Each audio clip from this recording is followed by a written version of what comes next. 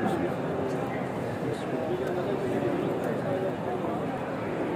मुनीर भाई मैं हूं नकली कर रहा हूँ प्ले स्टार को